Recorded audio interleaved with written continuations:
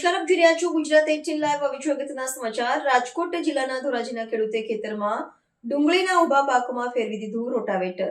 ખેડૂતે સારા ભાવ મળવાની આશાએ કર્યું હતું ડુંગળીનો વાવેતર. 1 વીઘા દીઠ 18 થી 20,000નો કર્યો હતો ખર્ચ.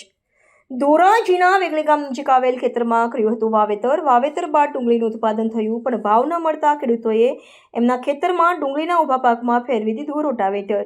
હાલ ખેડૂતોને બજારમાં ડુંગળીના પ્રતિમણના 60 થી 80 રૂપિયા મળી રહ્યા છે. ભાવ ન મળતા ખેડૂતોએ એમના ખેતરમાં તૈયાર થઈ ગયેલ ડુંગળીના પાકમાં ફેરવી દીધું છે રોટાવેટર. ખેડૂતે વિડીયો બનાવી અને સોશિયલ મીડિયામાં કર્યો વાયરલ અને અન્ય ખેડૂતોને પૂરતા ભાવ મળે માટે સરકાર વ્યવસ્થા કરે એવી કરી માંગ.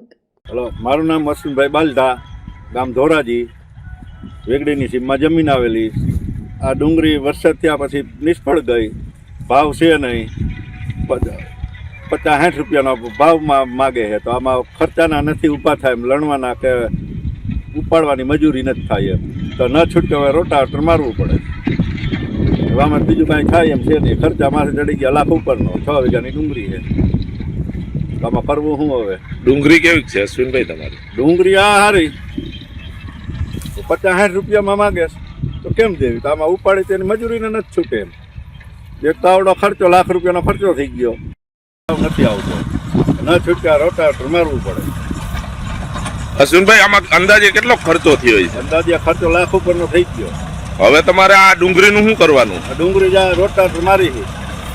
કેમ રોટાવેટર મારો? રોટાવેટર આમાં ખર્ચાના ઉભા નથી થાય એમ. 40-50 હજાર રૂપિયા તો અટાણાના ઉપાડવાની મજૂરી થઈ જાય.